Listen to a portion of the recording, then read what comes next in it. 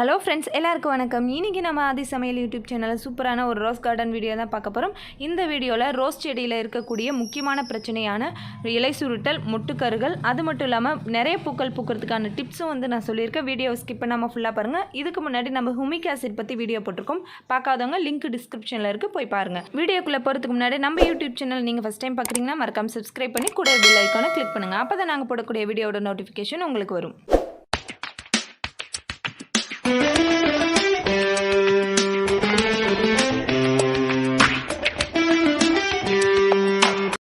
ஹுமிக் acid use பண்ணதுக்கப்புறம் நம்மளுடைய rose செடிகள் எல்லாமே நல்ல துளிர்கள் அதிகமாக வர ஆரம்பிச்சிடும். அது எல்லாத்துலேயுமே மொட்டுக்கள் வர ஆரம்பிக்கும். அந்த மொட்டுக்களும் துளிர்களும் இலை சுருட்டல் இல்லாமல் வரணும், மொட்டுக்கர்கள் இல்லாமல் வரணும் அப்படின்னா இந்த வீடியோவில் சொல்லியிருக்கிற ப்ரொசீஜரை ஃபாலோ பண்ணிங்கன்னா கண்டிப்பாக உங்களுக்கு நல்ல ரிசல்ட் கிடைக்கும்.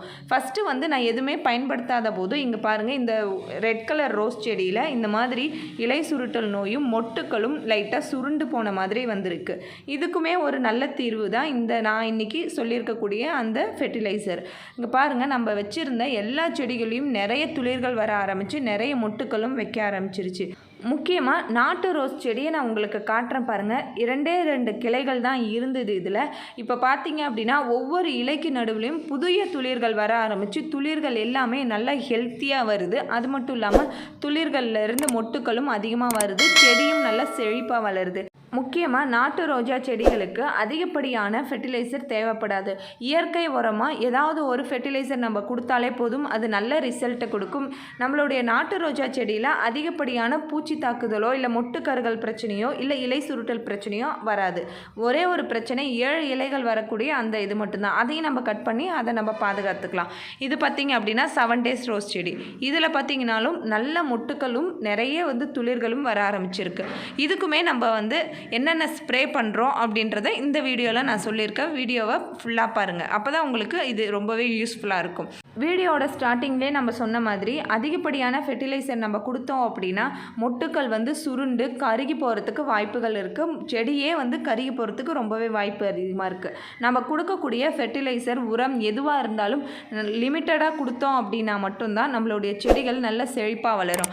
நான் அதுக்கப்புறம் பார்த்திங்கன்னா ஒரு 10 நாளைக்கு கேப் விட்டுட்டு அதுக்கப்புறம் தான் நான் எல்லாத்துக்குமே மறுபடியும் ஃபெர்டிலைசர் கொடுத்தேன்.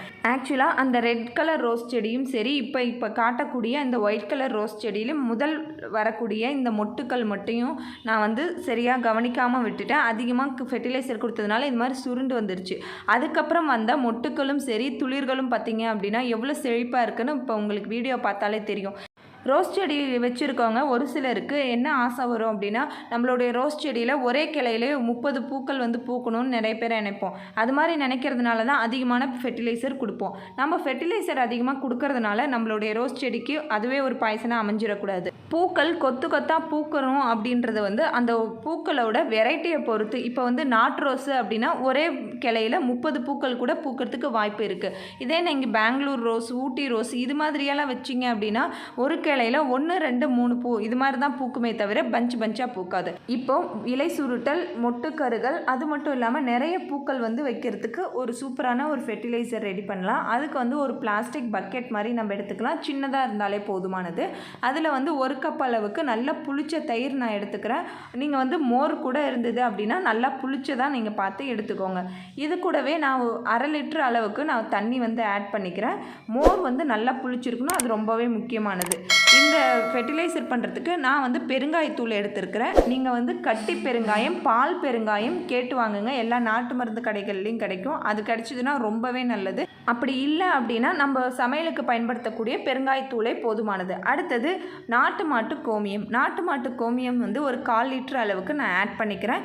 இது கூடவே உங்களுக்கு சாம்பல் கிடச்சிது அப்படின்னா அதையும் நீங்கள் ஆட் பண்ணிக்கோங்க, நல்ல ரிசல்ட் கிடைக்கும். இதை நல்லா மிக்ஸ் பண்ணி விட்டுட்டு இது மாதிரி ஒரு நல்ல ஒரு காட்டன் ஒயிட் கிளாத்தை இல்லைன்னா ஏதாவது காட்டன் கிளாத் வச்சு நல்லா மூடி வச்சுருங்க.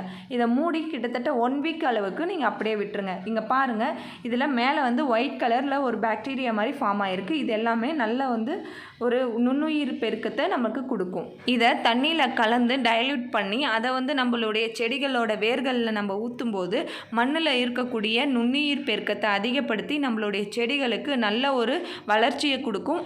அது மட்டும் இல்லாமல் பூச்சி தாக்குதலுக்கு நல்ல ஒரு தீர்வாக இருக்கும். இதை பூச்செடிகளுக்கு மட்டும் இல்லாமல் காய்கள் கனிகள்னு சொல்லி எல்லா செடிகளுக்கும் எல்லா மரங்களுக்கும் இதை நம்ம கொடுத்தோம் அப்படின்னா நிறைய மொட்டுக்கள் வச்சு பூக்கள் பூத்து நிறைய பிஞ்சுகள் வைக்கிறதுக்கு வாய்ப்புகள் அதிகமாக இருக்குது. இதை வந்து கண்டிப்பாக நீங்கள் ட்ரை பண்ணி பாருங்கள். ஸ்ப்ரே பண்ணுறதுக்கு 1 லிட்டர் தண்ணி அளவுக்கு 100 கிராம் அளவுக்கு இந்த ஃபெர்டிலைசர் ஆட் பண்ணிவிட்டு நல்லா வந்து மிக்ஸ் பண்ணி இதை வந்து ஒரு ஸ்ப்ரே பாட்டில் ஆட் பண்ணி உங்களுடைய செடிகளில் இருக்கக்கூடிய எல்லா இலைகள் மொட்டுக்கள் எல்லாத்துலேயும் படுற மாதிரி இதை வந்து நம்ம ஸ்ப்ரே பண்ணி விடணும். இது வந்து துளிர்கள் வந்த உடனே நம்ம பண்ணிவிட்டோம் அப்படின்னா தான் நம்மளுடைய மொட்டுக்கள் வந்து கருகள் இல்லாமல் நல்ல சுருட்டல் இல்லாமல் நல்ல செழிப்பாக வளர்கிறதுக்கு நல்லா யூஸ்ஃபுல்லாக இருக்கும். இந்த ஃபெர்டிலைசரை 1 லிட்டர் தண்ணிக்கு 1/4 லிட்டர் அளவுக்கு நம்ம மிக்ஸ் பண்ணி வேர்களில் ஊற்றிட்டு வந்தோம் அப்படின்னா நம்மளுடைய மண்ணில் நல்ல ஒரு நுண்ணுயிர் பெருக்கத்தை கொடுக்கும். நம்மளுடைய செடிகள் நல்ல செழிப்பாக வளரும். அதிக மொட்டுக்கள் பிஞ்சுகள் வச்சு நம்ம நிறைய காய்கள் காய்க்கிறதுக்கு யூஸ்ஃபுல்லாக இருக்கும். இன்னொரு டிப் வந்து என்ன அப்படின்னா நம்மளுடைய செடிகளுக்கு நல்ல ஒரு வளர்ச்சி வரணும் அப்படின்னா நீங்கள் அரிசி கழுவுன அந்த தண்ணீரை வந்து நீங்கள் செடிகளுக்கு கொடுத்துட்டு வாங்க. அதையுமே நீங்கள் ஒரு 2 நாளைக்கு வந்து அப்படியே புளிக்க விட்டு அதில் காய்கறி கழிவுகளை ஆட் பண்ணி நல்லா வந்து நொதிக்க விட்டு அந்த தண்ணியை வடிகட்டி இது மாதிரி ஸ்ப்ரே பண்ணிங்க டைல்யூட் பண்ணி அப்படின்னா அதுவும் உங்களுக்கு நல்ல ரிசல்ட் கிடைக்கும். எந்த ஒரு ஃபெர்டிலைசர் நம்ம செடிகளுக்கு கொடுத்தாலும் சரி அதை வந்து நம்ம அளவோடு கொடுத்தோம் அப்படின்னா மட்டும்தான் நம்மளுக்கு நல்ல ஒரு ரிசல்ட் கிடைக்கும். நான் சொல்லியிருக்க எல்லா டிப்ஸையும் நீங்கள் ஃபாலோ பண்ணிங்க அப்படின்னா உங்கள் வீட்லேயும் உங்கள் செடிகளும் நல்ல துளிர்களோட நிறைய பூக்களோட சூப்பராக இருக்கும். இந்த கோடை காலங்கள்லையும் இந்த டிப்ஸை நீங்கள் ஃபாலோ பண்ணி பார்த்துட்டு எப்படி இருக்குன்னு சொல்லிட்டு மறக்காமல் கமெண்ட் பாக்ஸில் கமெண்ட் பண்ணுங்கள். இந்த வீடியோ பற்றி ஏதாவது டவுட்ஸ் இருந்தாலும் கமெண்ட் பாக்ஸில் சொல்லுங்கள். இந்த வீடியோ உங்களுக்கு கண்டிப்பாக பிடிச்சிருக்கும், யூஸ்ஃபுல்லாக இருக்கும் நம்புகிறேன். அப்படி இருந்தது அப்படின்னா மறக்காமல் எங்கள் யூடியூப் சேனலை சப்ஸ்கிரைப் பண்ணிக்கோங்க. இந்த வீடியோவை லைக் பண்ணுங்கள், உங்கள் ஃப்ரெண்ட்ஸுக்கு ஷேர் பண்ணுங்கள். தேங்க்யூ.